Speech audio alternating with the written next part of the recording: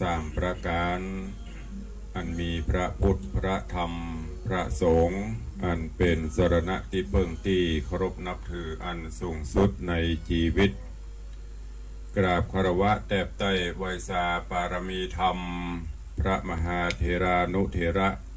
เจ้าคณะพระสังฆาธิการภิกษุสงฆ์สามเณรจุตนจุองค์โดยความเคารพขอเจริญสุขเจริญปรสาธุชนญาติโยมตินจองห้องวัดยุหนุ่มเท่าใจยิงก็ขอน้อมต้อนรับทุกท่านเข้าสู่รายการมรดกธรรมกำเมืองต่างสถานีวิทยุกระจายเสียงพระพุทธศาสนาแห่งชาติและสังคมคลื่นเพื่อการศึกษาพระพุทธศาสนาและวัฒนธรรมส่งสัญญาณกระจายเสียงจากสถานีวิทยุวัดฝ่ายหินตำบลสุเทพอำเภอเมืองเชียงใหม่จังหวัดเชียงใหม่สถานีวิทยุวัดหนองกายตำบลสันปัญญางอำเภอแม่แตงจังหวัดเชียงใหม่สถานีวิทยุบริการสาธารณะวิทยุ CM77 วิทยุอินเทอร์เน็ตล้านนาสถานีวิทยุพระพุทธศาสนาจังหวัดเชียงรายส่งสัญญาณกระจายเสียงตีดอยม่อนจำปีวัดพระแก้วจังหวัดเชียงรายสถานีวิทยุคลื่นพระพุทธศาสนาและจริยธรรม FM 96 เมกะเฮิรตซ์วัดพระธาตุเจ้าดอยสุเทพตลอดจนวิทยุชุมชนเสียงตามสายหอกระจายข่าวตามวัดตามวาตามหมู่บ้านต่างๆพร้อมกันนี้กราบถวายการต้อนรับและเจริญพรต้อนรับครูบาอาจารย์ท่านเจ้าญาติโยมศรัทธาที่ได้เข้ามาติดตามรับชมรับฟังทางภาพและเสียงจากต่างสถานีไลฟ์สดของสถานีมรดกธรรมวัดวังสิงห์คำต่างเฟซบุ๊กวัดวังสิงห์คำเฟซบุ๊กวัดฝ่ายหินเฟซบุ๊กของ104ธรรมะคลายเครียดและเฟซบุ๊กของญาติโยมสาธุชนครูบาอาจารย์ที่เข้ามาชมมาฟังแล้วได้เมตตากดแชร์เพื่อแชร์บุญแชร์เสียงธรรมสู่เพื่อนๆในกลุ่มกันทุกท่านในขณะนี้รายการนี้ดำเนินโดยกล่าวกับผมอาตมภาพพระครูวิสิทธิ์ศรีลาภรณ์เจ้าคณะตำบลป่าแดดเจ้าอาวาสวัดวังสิงห์คำตำบลป่าแดดอำเภอเมืองจังหวัดเชียงใหม่หรือที่ศรัทธาญาติโยมเรียกขานนามว่าตุลุงในวังเป็นผู้ดำเนินรายการนำเสียงธรรมะปกิณกะต่างๆมาพบปะกับครูบาอาจารย์พระเจ้าพระสงฆ์องค์เนรและญาติโยมเป็นประจำตั้งแต่เวลานี้ปะกันกูวันวันนี้ก็ขอน้อมต้อนรับทุกท่านเข้าสู่รายการวันนี้อากาศดังเมืองเหนือเชียงใหม่เฮาก็ดีก็เหมาะม่วนเหมาะเย็นสบายอากาศเย็นสบายยามเจ้าควายมาก็จะฮ้อนซะหน่อยหรือว่าเหมาะอุ่นๆก็สภาพอากาศอีก็เป็นห่วงญาติโยมศรัทธาครูบาอาจารย์เฮาตัวดูแลสุขภาพร่างกายตื่นเจ้ามาก็บริหารร่างกายมันอย่างรถอย่างรางมาเจ้ามาเปิดอุ่นเครื่องคนเฮากับบริหารร่างกายลุกมาก็ทำกิจวัตรภารกิจส่วนตัวเสร็จแล้วหรือว่าก่อนจะทำกิจวัตรก็บริหารร่างกายแกว่งแขนพ่องยกไม้ยกมือพ่องหมอกอย่างขี้กุ้งดินไปสัก4-5 นาทีเพื่อให้เลือดลมมันเดินเพื่อให้กระดูกกระเดี่ยวมันเข้าตีเข้าตาง นี้ก็ฝากไว้โอ้ขอวันนี้ก็ขอกราบน้อมปรมีธรรมไหว้สาปรมีธรรมหลวงพ่อท่านพระครูโกมุตสิทธิการเนอหลวงพ่อติดตามรายการโดยตลอดเพราะคนเมืองเขาเนาะวังกำเมืองมันเหมือนอย่างได้อยู่ในบ้านได้จองเขาเนาะปอเนาะอยู่กรุงเทพต้องอะไรทำไมเย็บเอว อยู่เชียงใหม่ได้ฟังกรรมเชียงใหม่เขาเนี่ยมันม่วนหลวงพ่อบอกว่ากรุงเทพหนาวเด้อครับก็เป็นกำลังใจหลวงพ่อเนอะดูแลรักษาสุขภาพตัวเอง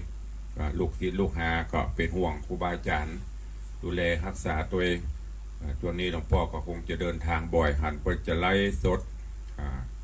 หลวงพ่อก็ใช้เวลาคุ้มค่า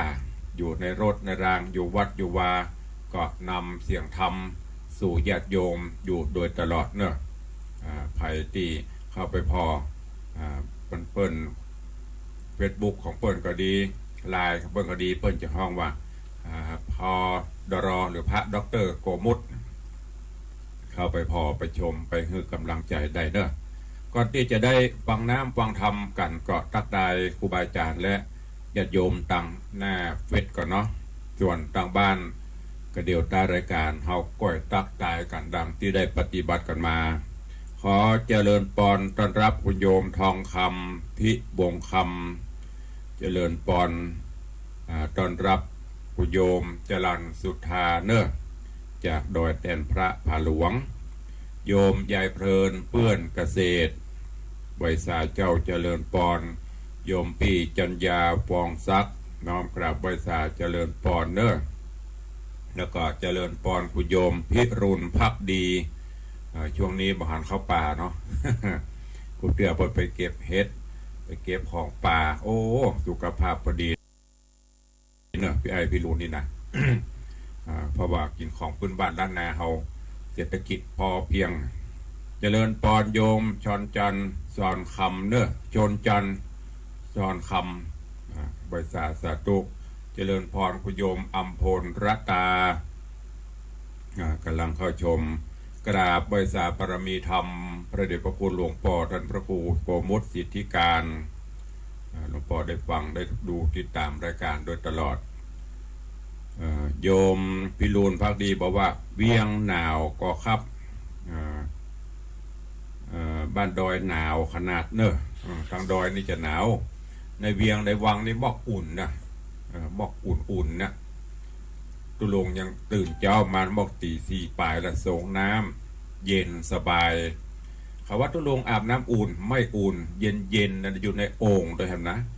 พอจะต้องเปิดน้ำใส่โอ่งตักอาบแบบโบราณนั่นแหละแบบฟักบัวเนี่ยแต่มันม่วนดิมันจะคือยากมากก่อนเขาเข้าหาแล้วรวดแนะนำให้มันแต่ว่าก็แนะนำพอเลี้ยงไปเลี้ยงไป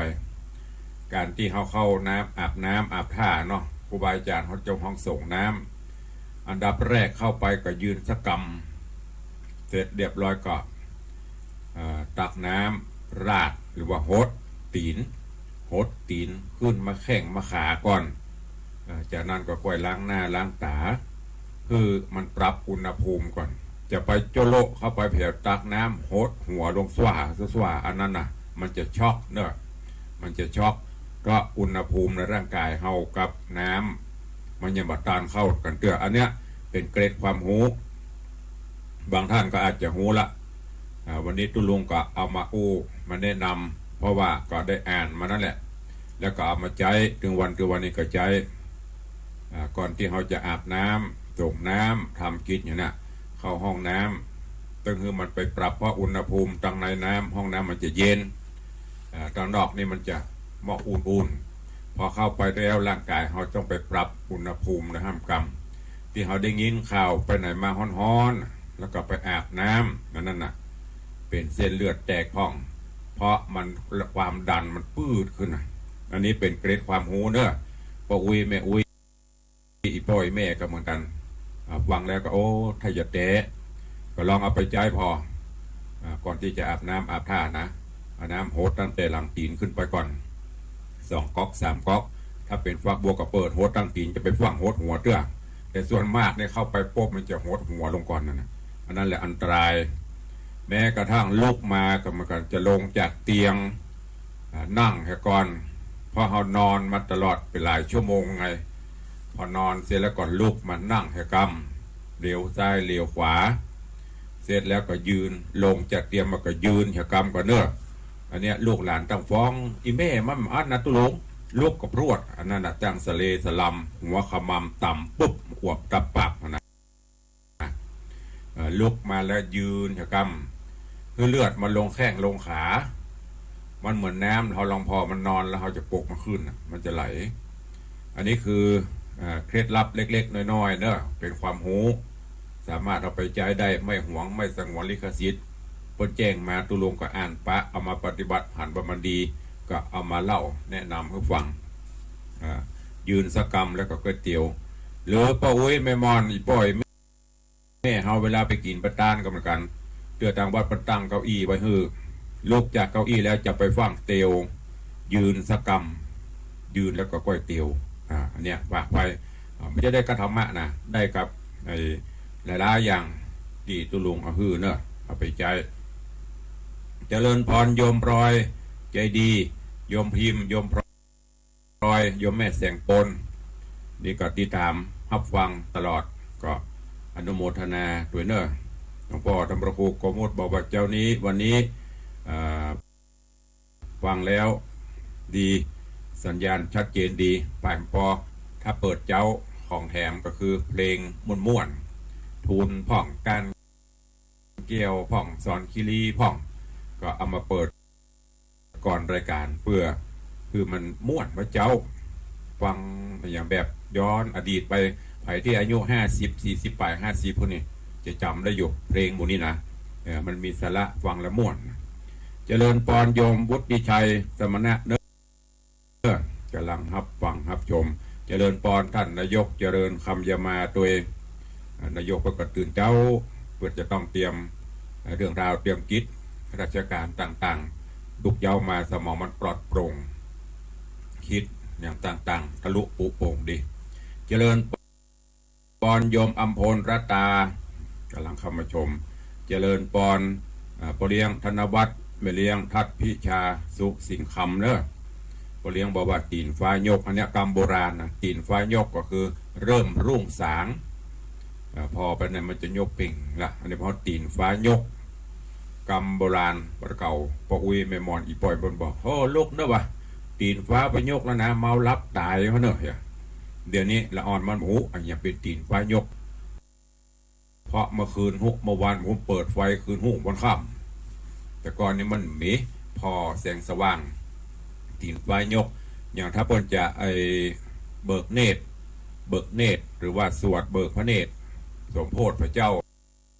เนี่ยเมื่อก่อนเพิ่นจะพอลายมือ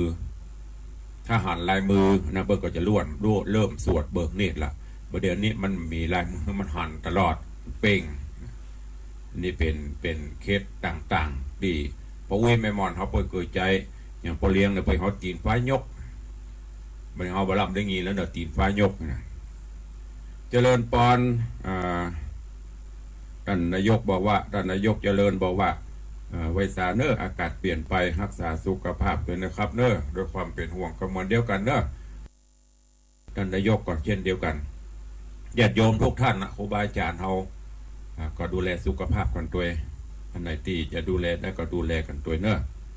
โยมแม่จันดีวิสุทธินันท์กำลังเข้ามาชมมาฟังก็เจริญปอนตัวแล้วก็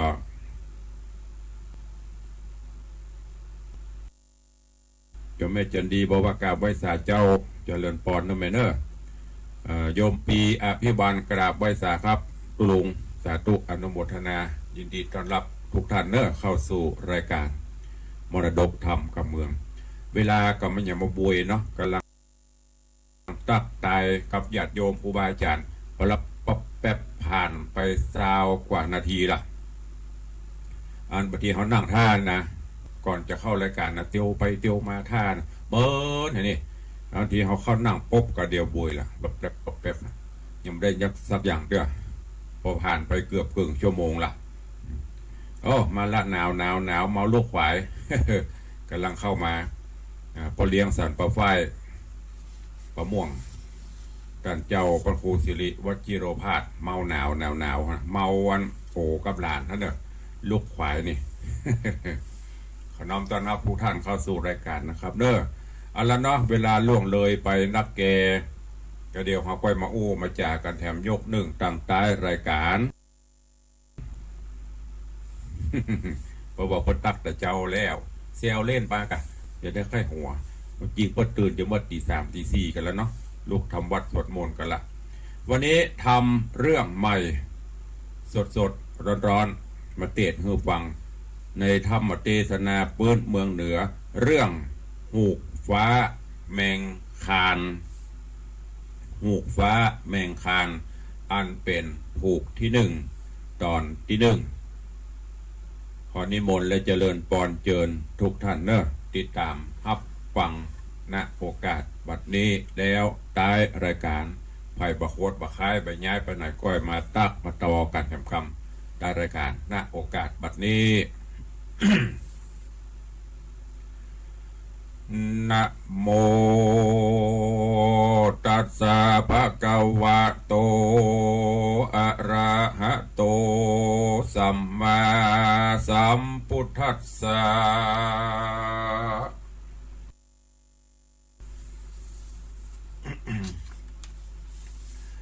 เอ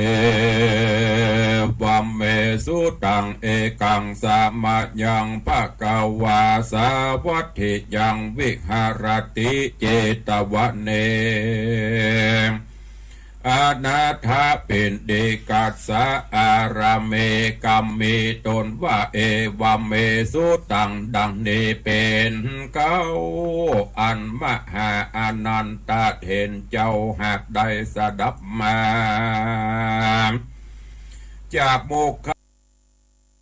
ตวาราเกือขาอุบแก้วแห่งพระพันแผ่วตนสัทธาตนเป็นดายากาศนำหมู่นำสัตตาเข้าสู่เวียงแก้วมหา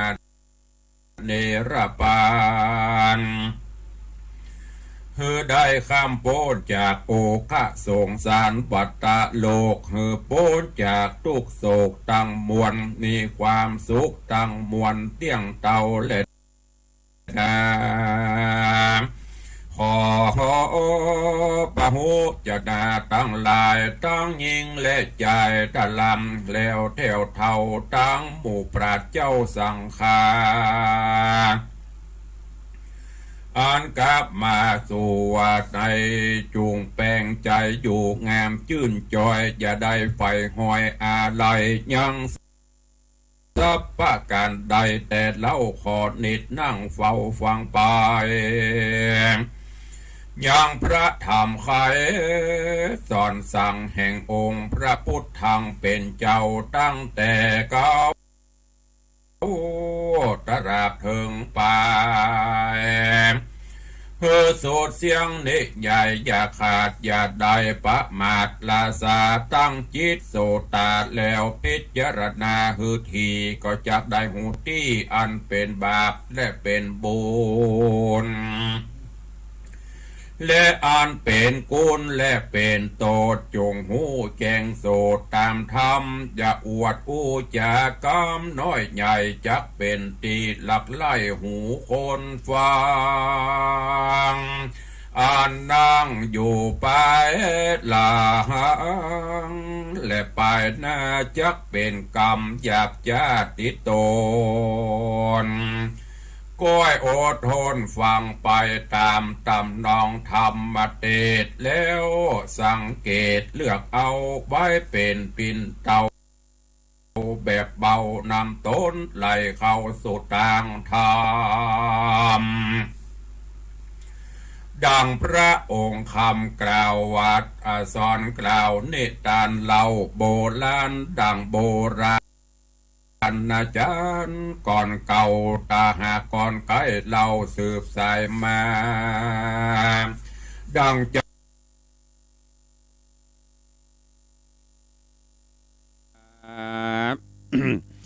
เอ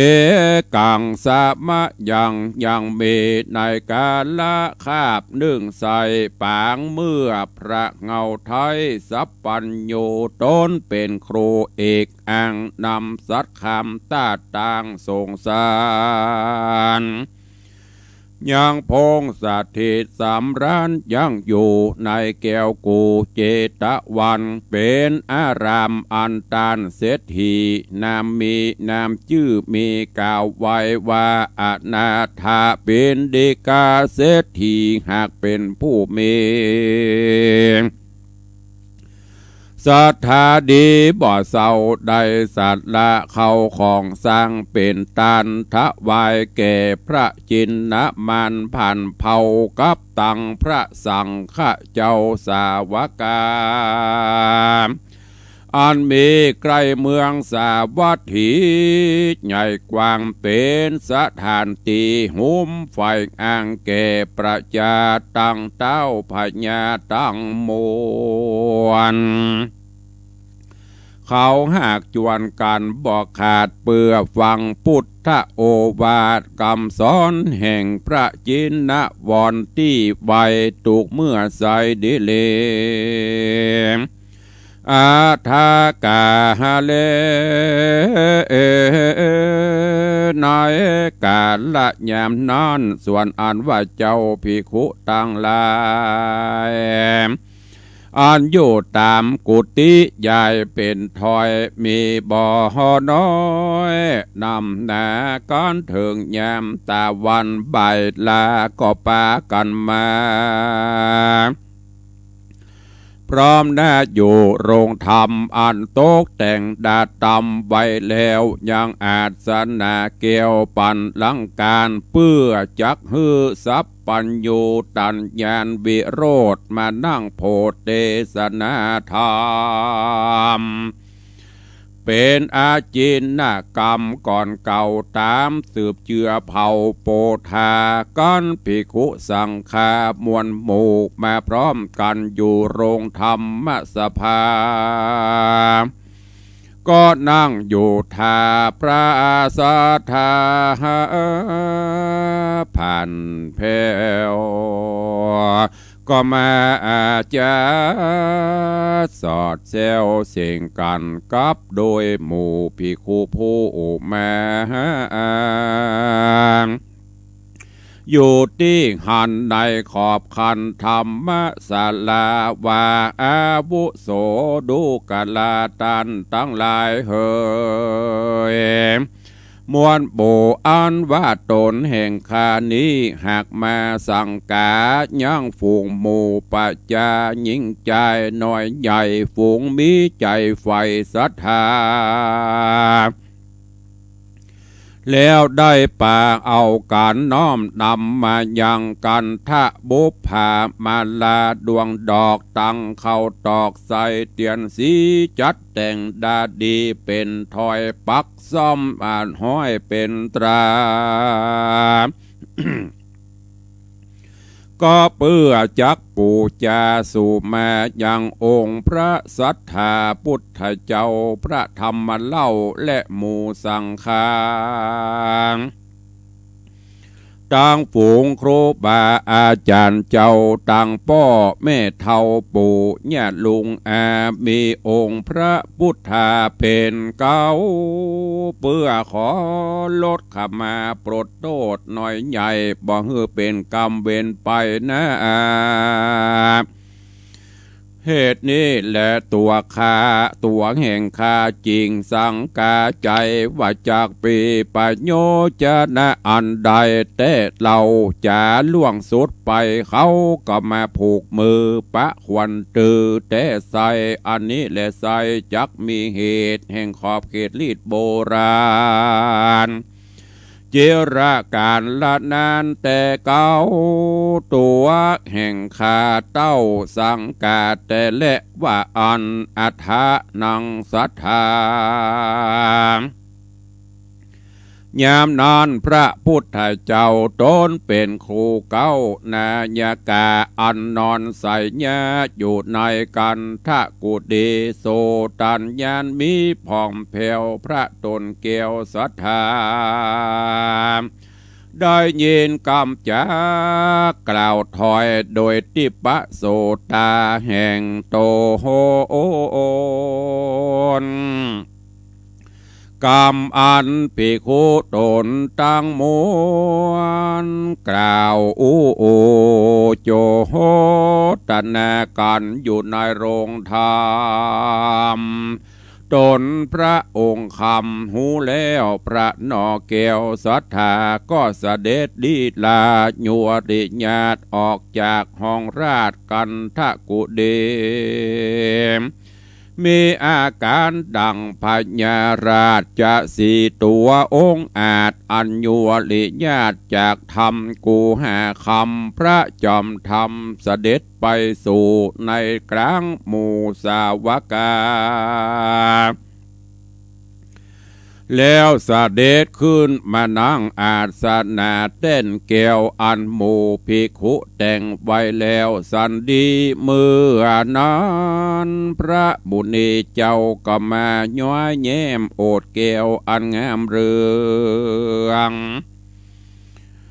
พองแผ้วดังปิ่นคำพระก็จากกำอ่อนอวนเสียงเพราะม่วนวอนหูว่าภิกขเวดูกราภิกขุตั้งหลายอันที่มานั่งยายเป็นหมู่เปื้อท่าอยู่ฟังธรรมมาจากกรรมสั่งไปตันแล้วหันเฮาตนเกี่ยวมาจวนใส่ลวดยังไว้บ่เจียนจะเล่าจายามนานภิกขุสั่งขาตนเจลาดโดยโบหารจริงน้อมนมัสการขับไว้ว่าพันเตภกวาข้าแด่พระพุทธเจ้าตนเป็นปิ่นเกลาติโลกาผู้ข้าตั้งหลายมาโจตนากันเถิงเรื่องอันคนตั้งมวลได้ปากันขวนควายหามายังกันทะโบพังถูกเตียนดอกไม้มาใบและสูมายังคนเท่าแก่ปู่ย่าตั้งฟุ้งคนเท่าแก่อาจารย์มีองค์จิตนะมันเป็นเก้าอันนี้เราจักมีประโยชน์จะนะประโยชน์อันใดบ่เต้าแต่นั้นก็เอาเล่มไฟข่าวใสมาผูกมือตือควันแถมเราจาลีเก่าจักเป็นมาสันใดจา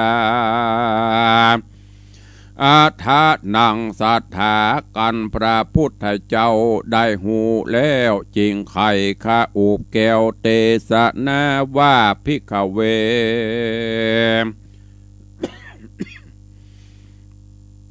ดูราภิกขุตั้งหลายตนถ้าลงสินใสวิเศษอันว่าคนในต้องเตศโลกา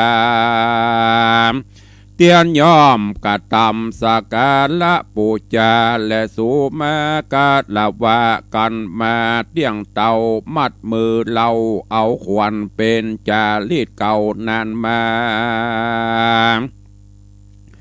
บอกขาดตั้งแต่อดีตจาดไปหลังปุเปปิก็ยังมาก็หากยังมีบ่อห่อแก้วกันพระตนแก้วกล่าวแล้วเต้าอ่านแล้วก็ลวดหับข้าอูบแก้วบ่อเจียนจาก็มีเล็ดนาเมื่อนอนเจ้าภิกขุตนจะลาดก็อภิวาทวันตาว่าพันเตภกวาข้าแด่พระสัพพัญญูตนผ่านแผ่วอติตะนิตานล่วงแล้วปางหลังผู้ข้า ต่างหลายบ่หอนได้ฟังสักเตื้อขอพระภายเผื่อคุณนาไข่ขี้ยา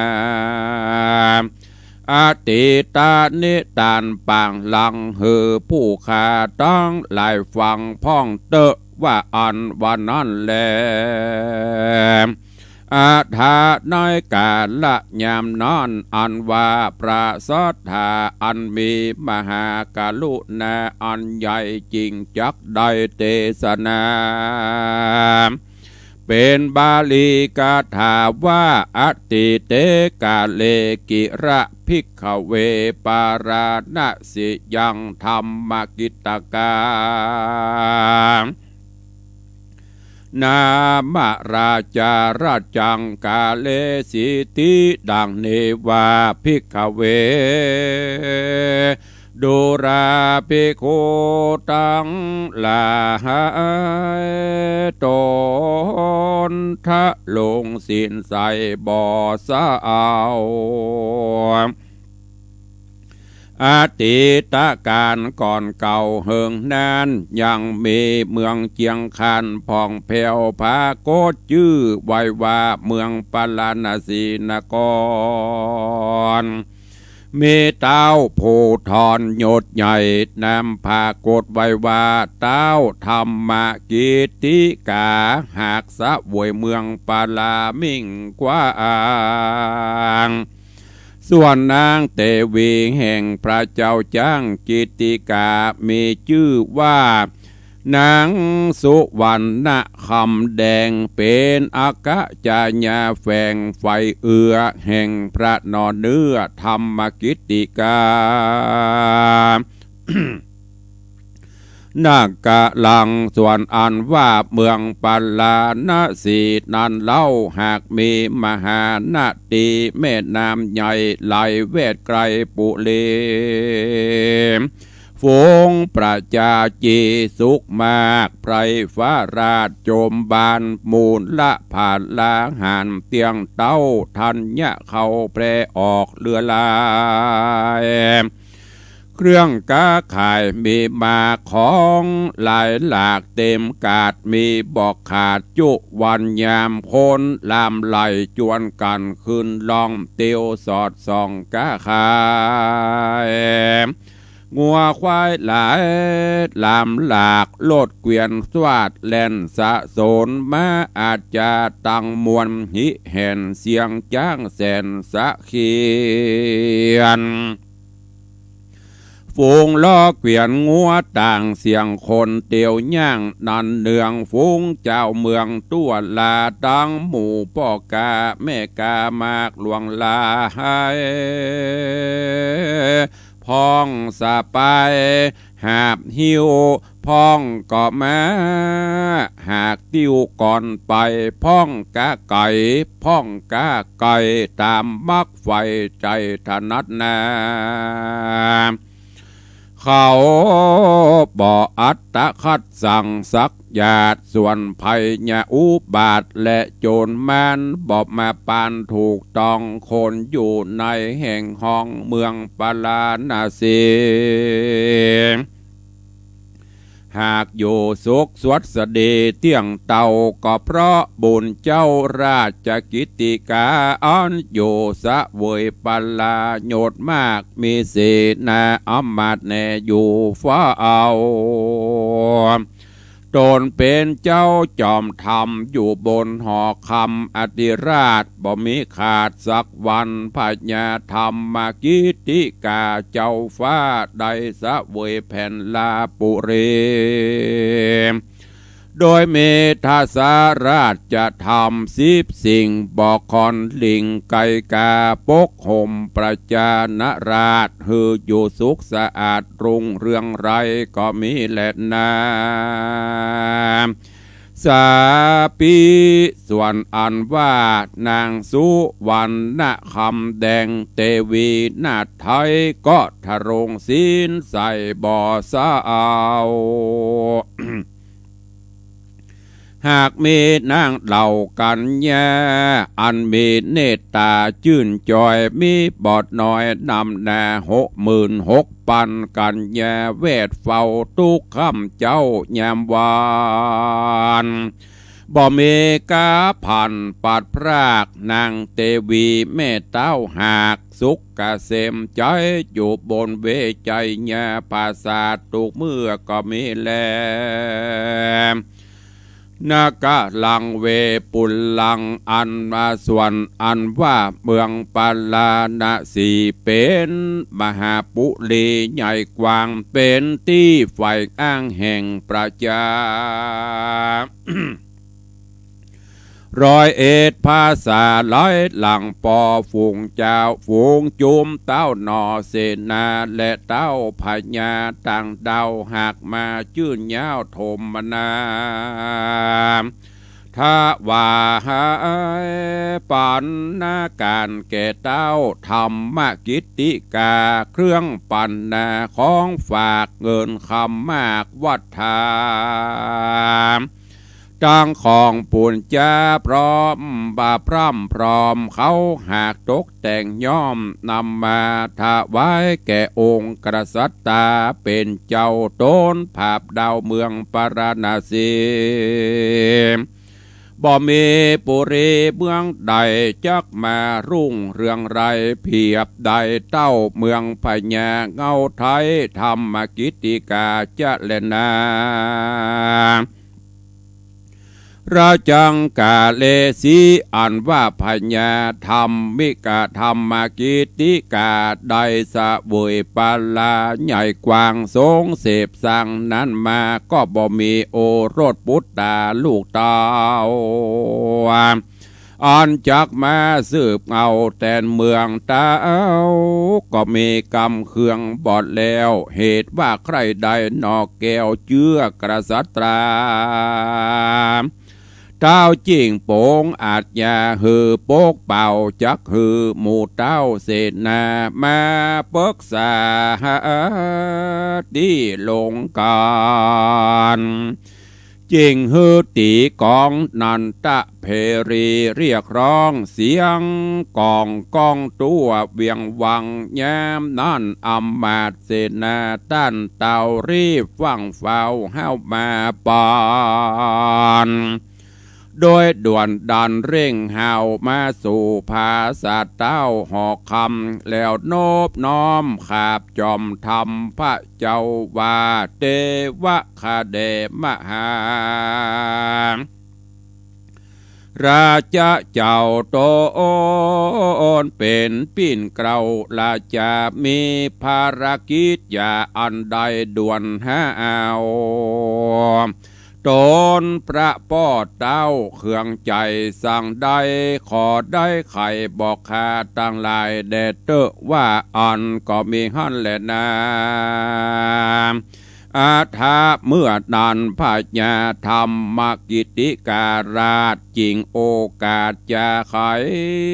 ว่าดูราเสนาอำมาตย์อันมา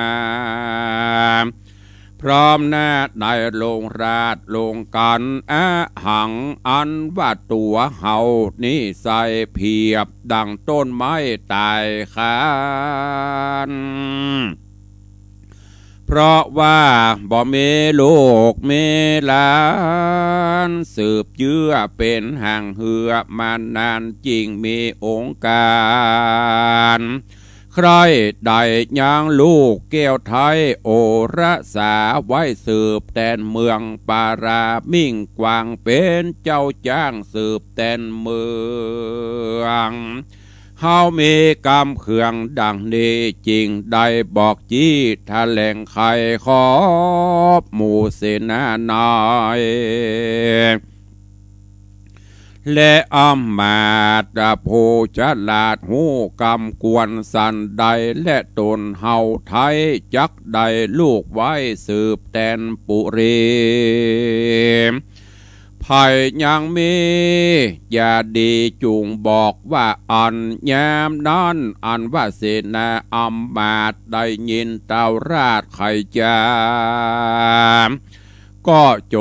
ทนาปรึกษากันว่าไผมีความหันสันใดขอบอกไข่กาวจี้จักหือพญาเจ้ามีลูกบุตรตานั่นแหละนะนิธิตังขีญาสังวันนาวิเศษจาห้องเหตุธรรมเทศนาหูกฟ้าแมงคันผูกที่หนึ่งตอนที่หนึ่งเกาะบางโกมสมฤทธิ์สเดช วันนี้ก็ได้ฟังพระธรรมเทศนาปืนเมืองเหนือเรื่องหูกฟ้าแมงคันอันเป็นผูกที่หนึ่งตอนที่หนึ่งกำลังจะนำเข้าสู่เนื้อเรื่องเนื้อหาสาระนำมาเทศนาฮือญาติโยมศรัทธานาบุญเฮาเจ้าข้าทั้งหลายได้สดับรับฟังถ้าเป็นละครเป็นหนังนี่ก็กำลังเริ่มเกิดนำอยู่ก็เดียววันพุธก็จะได้เอาตอนนี้มาอู้จาสรุปให้ฟังถึงในตอนนี้กำลังเข้าสู่หัวข้อเรื่องอยู่แล้วก็จะได้เตดต่อในตอนที่สองคือสาธุชนญาติโยมทั้งหลายได้สดับรับฟังว่าเรื่องราวของหูกฟ้าแมงคานจะเป็นจะใดเชิญทุกท่านได้ติดตามฟังกันไปเนอะธรรมเทศนาเรื่องนี้มีตึงมดตึงมวลกันอยู่14ผูก14ผูก14กันเนอะกำลังเป็นผูกแรกกันแรกใครจะปูโจมปูจาธรรมที่ได้เตดนำไปก็ปูจากันได้ตามอัธยาศัยตามจิตเจตนาก็ก่อยๆฟังไปถึงวันถ้าบัติดภารกิจบัติดศาสนกิจบัเนตบัเนยก็บละศรัทธาอย่างที่ศรัทธาเป็นห่วงเป็นหามตุดงพักผ่อนพ่องใจจริงเขาอยากพักแต่ว่าเพื่อตอบแทนบุญคุณศรัทธาแจ้งมาก็ท่าฟังตุลุงพอได้ฟังก็เหมือนอย่างมันขาดอย่างไปสักอย่างพอได้ฟังก็ชื่นใจศรัทธานาบุญมีความสุขตุลุงก็ม่วนใจได้เตดนังฟังก็อย่างที่ได้บอกไปโดยบุญคุณญาติโยมศรัทธาตอบแทนข้าวแดงแกงฮ้อนศรัทธาญาติโยมและก็โดยพระหน้าที่ในด้านการเผยแพร่ก็ต้องนำมาอู้มาจ้ามาเตดให้ญาติโยมฟังกันเยอะเนอะตลอดไปก็ติดตามฟังไปให้กำลังใจซึ่งกันและกันไปวันนี้เวลากระบวยแถมเมื่อกี้นาทีก็จะหมดเวลาครับ1 ชั่วโมงนี่มันบวยนะ24 ชั่วโมงกับบวยก็เดี๋ยวก็เจ้าก็เดี๋ยวก็ค่ำก็มืดเผลอแป๊บเดียวเดือน3ออกมาแล้วเดือน3เดือน4แถมเมื่อกี้วันก็จะได้ส่งท้ายปีเก่า2564ก็จะเคลื่อนคล้ายไปแล้วเสี่ยงไปแหมปี65จะมาแหมว่ากันไปเป็นวันสืบกันไปตื่นเจ้ามาหายใจโซ่โอ้ดีใจอยู่เฮายังสู้ต่อไปได้อยู่ถ้าตื่นเจ้ามาแข่งเกิกเด็กก็จบกันไปอยู่กันไปว่ากันไปเนาะก็ก่อนที่จะได้อู้จาตั้งหน้าจอตั้งหน้าไมค์ก็ตักตายครูบาอาจารย์ต่อตะกี้กับเนาะ เจริญปอนโยมแม่ละอองแก้วชุ่มใจกราบไหว้สาเจ้าทุลุงสาธุเจริญปอนเนอะโยมปีวาสนาโสมสวยกำลังเข้ามาชมแล้วก็มีด้านอดีตสทสุรินทร์แดงมาลีหรืออน้อยสุรินทร์บ้านดอนใจตะวากระปะกันกำก็ดูแลสุขภาพกันไปเนอะหมู่เฮาเขานี่มันรุ่นเลยเลข5ไปหมดละดูแลสุขภาพอยู่กันไปปรึกษาหารือกันไปเป็นกำลังใจซึ่งกันและกันตัวก่อนที่จะได้ไปพบไปปะกันตั้งหน้าจอวันนี้ก็ขออนุโมทนาและประชาสัมพันธ์ข่าวสารที่เพิ่นฝากมาพองเนอะในวันที่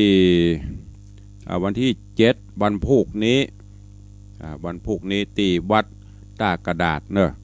ก็จะมีพิธีส่งน้ำหรือว่ารดน้ำศพท่านพระครูปลัดอานนท์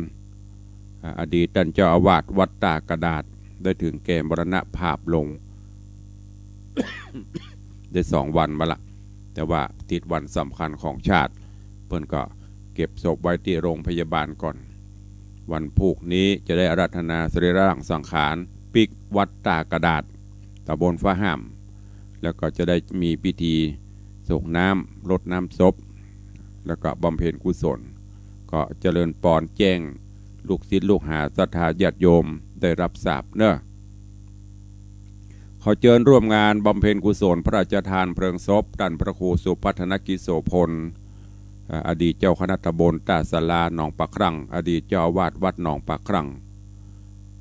ตำบลอำเภอเมืองเชียงใหม่เฮานี้วันอังคารที่14 ธันวา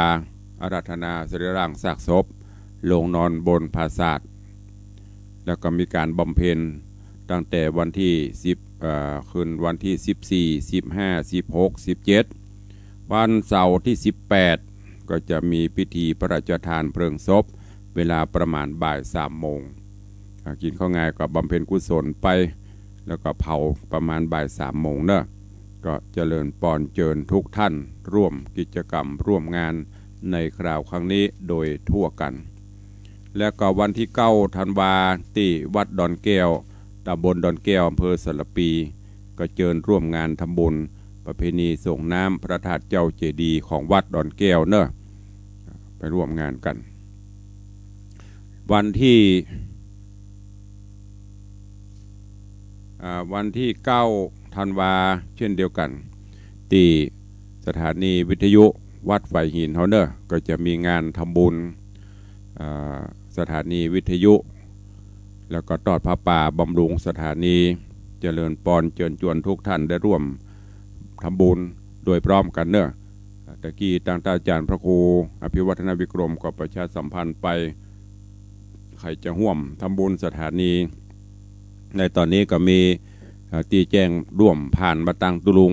ก็มีโยมปเลียงธนวัฒน์แม่เลี้ยงทัดพิชาสุสิงคำ 1,000 บาทโยมแม่จันดีวิสุทธินันท์500 บาทโยมแม่ประณีพยาไคหพล500 บาทโยมแม่จันเพนคำโพธา500 บาทโยมแม่ศรีนวลรันจวน200 บาท โยมนัตพจน์จากนรินทร์กูแดงสระปี300 บาทโยมแม่จอมคำแสงบุญบ้านสันหนองแม่แจ่ม200 บาทโยมป้าหมอวงสว่างแม่หมอพิมพันธ์กาญจนกมล 1,000 บาทโยมป้าเท่าพงแม่เท่าบัวเงินบุญชัยพร้อมลูกหลาน500 บาทแล้วก็มีโยมแม่อุดคิดชัย500 บาทอันนี้ก็ร่วมบริจาคหลายคนเดี๋ยวตุลุงไม่ได้ค้นหาที่บัญชีแต่เถอะก็อนุโมทนาขอบคุณกับทุกท่านตัวเอง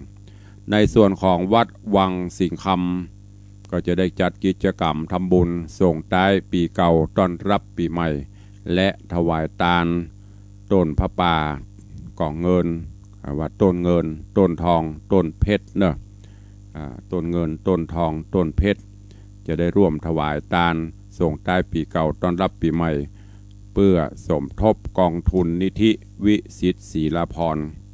ก็น้อมเอิญเชิญชวนทุกท่านเนอะร่วมกันในการนี้ขอบคุณโยมปเลี้ยงธนวัฒน์แม่เลี้ยงทัดพิชาสุสิงคำร่วมถวายต้นเพชรจำนวน21 กล่องเต่ากูลป่อเป็นจำนวนเงิน 21,000 บาท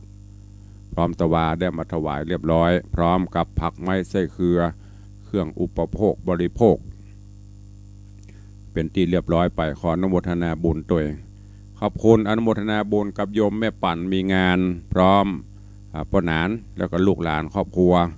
ร่วมเป็นเจ้าภาพถวายทานต้นทอง1 ต้น500 บาทแม่อุ้ยหม่อนจันคำแสงบุญถวายทานต้นเงิน1 ต้น300 บาทแม่นันโทปานมณีละปูนร่วมถวายทานต้นทอง1 ต้น500 บาทแม่จันปันธนาบ้านแควร่วมโมทนาบุญ300 บาทขอบคุณตัวแล้วก็มี โยมแม่สีไตรไพบูลย์บ้านวังตานวิลาร่วมถวายตาลต้นเงิน1ต้น300 บาทป้าหมอวงสว่างแม่หมอพิมพันธ์การจนกมลถวายตาลต้นเพชร1ต้น1,000 บาทโยมแม่อุดคิดชัยกอกมนร่วมถวายตาลต้นเพชร1ต้น300 บาทภายตกโดนจะได้สู่มาอภัยเนอะตัวหลวงจะต้องจดไว้หลายตีก็ขอขอบคุณอนุโมทนาบุญตัวยละเวลาเหลือแถมประมาณ4 นาที จะได้ตักได้ต่อได้ตวายหน้าใหม่ใครจะอู้จะจ๋าส่วนทนาหน้าใหม่ก็เข้ามาได้เนอะ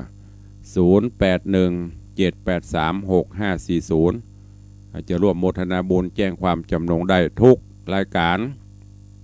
ใครห่วมถวายตาลต้นเงิน300ก็รับเหรียญหลวงพ่อพระสิงห์คำสติกเกอร์แล้วก็ปฏิทินแจกตัวเจริญปอนแม่เลี้ยงนางโอ้บี้กันไปเหี่ยถึง2นี่เจริญปอนฮัลโหลแม่เลี้ยงตกไปละแม่เลี้ยงกับลำโพพ่อเลี้ยงบิดตกไปบุญละเลยอู้สกรรมไปแต่ตาไปแต่ว่าตั้งเจ้าฤดูที่องค์FCตัวเนอไอ้ยังก็ปลูกฟ้าแมวว่าแมงเหรอแมงสระแอมองอหูกฟ้าแมงคานหูกฟ้าแมงคานกำลังเริ่มเด้อ1,000 บาทครับวิจาสันเต้เธอเด้อแล้วจะไปถวายสาธุโมทนาสาธุครับสาธุครับเพื่อกำลังใจอากาศดีท่านก็ดูแลสุขภาพเป็นเด้อแม่เจ้านี่ได้กินน้ำขิงน้ำโปร่งใสดิน่าดีมันคิดน้ำขิงนะเสียงจะได้ใส่เสียงจะได้ปิดเสียงทองเลยสาธุไปตาครับไปตาครับบุญรักษาปเลี้ยงแม่เลี้ยงตัวเจริญปอนนมัสการสาธุแม่หอมถ้าได้ลืมมันเนาะเป็นยังพ่อมุกลืมไปหมดละเจ้าเป็นยังอันวันที่15เนี่ยเจิญอันเรียนเจิญพ่อเลี้ยงกับแม่เลี้ยงมาตัวเด้อเดี๋ยวต้องถามเพิ่นว่างบ่ว่างบ่เด้อเพิ่นกำลังเพียวบ้านเพียวจองเจ้าจะเทบ้านใต้มือกันพ่องกะฮะนี่ไปบ้างอยู่สักคำได้กี่ปีล่ะพ่อเลี้ยงได้ยินแล้วเนาะตะกี้เพิ่นฟังอยู่เด้ออันนี้เสียงจากเสียงเหนือเนี่ยพอว่าจะดีพ่องเหมือนที่ว่านี่ไปพอแบบโพงบ่เนาะเจ้าถูกต้องเจ้าเดี๋ยวมาแปลงในวังเนาะเจ้าถูกต้องเจ้าสาธุเจ้านมัสการเดี๋ยวจะตางหอมเลยในวันท่านมาแม่จะเฮ้อไปสาธุเอาเสือใต้ตามมาบ่ได้เอาเจริญปอนเจริญปอนมันบี้กันหมดนี่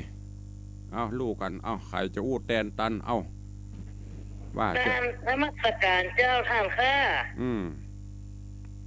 โทรประจานเปิดได้ยินแม่จันดีเจอแล้วเดี๋ยวพอเวลาคนนอกโทรกับเป็นกำลังใจให้ท่านได้กินหน้าผิงนี่เสียงสูดใส่ไว้เนี่ยรักษาสุขภาพตัวเด้อนมัสการเจ้าขององค์บุญปกปักรักษาเด้อค่ะสวัสดีค่ะค่ะม่วนเนาะพอเลี้ยงได้ยินแล้วใครหัวจื่นใจนะคะเด้ออย่าม่วนดีเนาะมาด้วยสิ่งอันนี้ตัวVC5 คนเนาะอู้ตัวตุลงนะคนอื่นเขาถึงรู้ติดจ้าฮัลโหลว่าติดแล้วเข้าใจเวลาหมดพอดีเว้ยเกือบหมดเวลาวันนี้จอม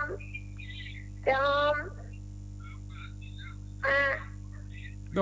กว่าจะอู้เอามาแต่ละกรรมไอ้ยังปลับบเรือนนาเต็มพี่กะเจ้าวง1,000นะเจ้าไอ้ยังห้อมไอ้ยังเข้าบัญชีห้อมไอ้ยังตาเจ้ากองเพชร1 กองเจ้าเอาปฏิทินตัวเนอได้เลยเดี๋ยวขึ้นไปสัก30 แผ่นจดตัวเนอจดละจดชื่อยมแม่ตัวเนอเด็กหญิงปราณีเจ้าสาธุอนุโมทนาเจ้าจะหมดเวลาสาธุ ขอบคุณอนุโมทนาทุกท่านทุกคนเนอะวันนี้